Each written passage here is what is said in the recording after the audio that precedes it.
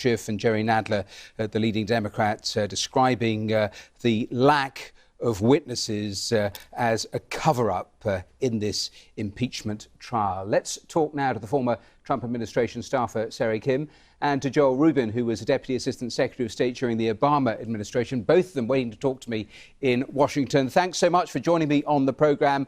Just a quick headline, 20-second thought from both of you on this, the day that the impeachment hearings start. Sarah, to you first. Well, I think the headline is confusing.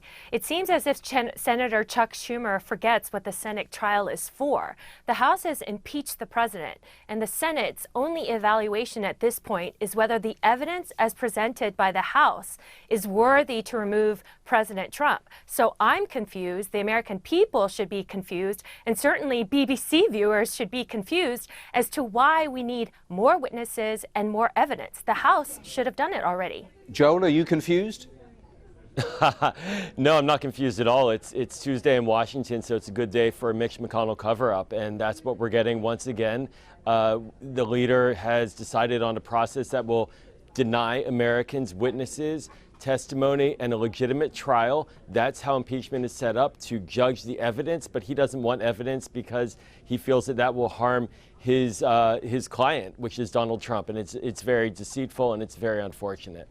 Sarah, you're shaking your head, but I mean, in terms of that format, Mitch McConnell is talking about long sittings into the night, no witnesses. Carl Bernstein, the Watergate journalist, describing him as Midnight Mitch. I mean, what do you make of this format? Well, I think the format is absolutely fine, but the one thing that people should take away is the phrase that you correctly used. We are not impeaching President Trump. As you pointed out, we are simply deciding whether he should be removed from office. So Joel is incorrect by using the word impeachment. Impeachment is something only the House does. So that's why it's confusing. That's why the procedure is absolutely fine. We are only ascertaining whether the evidence as produced by the House to impeach President Trump points up whether he should be removed from office. Well, let me bring Joel back in, because Joel was laughing there. Take on what Sarah has just said. Yeah, no, first of all, I served in the Senate, and we're used to watching Mitch McConnell do this. He did this with Merrick Garland and denying President Obama a Supreme Court justice, essentially violating Senate tradition. So this is normal for McConnell. But yes, it's true. The president was impeached, and that's a permanent stain on his mark. But now the trial, a fair trial, one that the American people deserve, is being denied them. And if the president's team is so confident that he would be acquitted in this trial, then they should allow evidence to be put forward that will acquit him. But they're not confident, so they're trying to hide it. That's why Midnight Mitch is out there trending, most likely, because Mitch McConnell doesn't want the American people to actually hear from direct witnesses that were in the room and that were engaged and that know what President Trump did related to Ukraine. And Sarah, what is the flaw? Hang on, that's a good point that you make. So, Sarah, what is the flaw in that argument? Because Lev Parnas saying only last week the president knew everything. We know that John Bolton was reported to as describing those discussions as almost like a drug deal. Are they not worth hearing? Are those documents that have been blocked so far, are they not worth seeing? I mean, what has the White House got to hide here if there is nothing to see? Well, I think the vision that people and the lens that people should look through this trial is that it is not the American public that is on trial. It is President Donald J. Trump. And the person who should have a fair trial is him himself.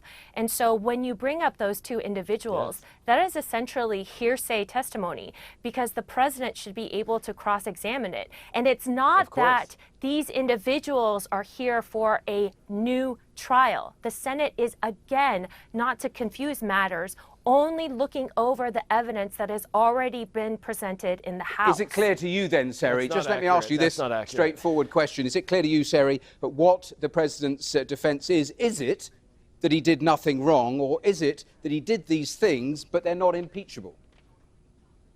Well, I think your second statement is the most accurate. This is why there's a divide between the Republicans and the Democrats.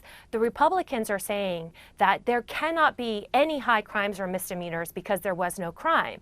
But the Democrats, like Joel, are saying there was a crime and it is in fact a high crime or misdemeanor. And I think because they are at cross purposes, what we're going to identify here in the Senate proceeding is whether the evidence as produced in the House to impeach President Donald J. Trump should remove him from office. I can't Joel, allow, just a final 20 you, seconds from you.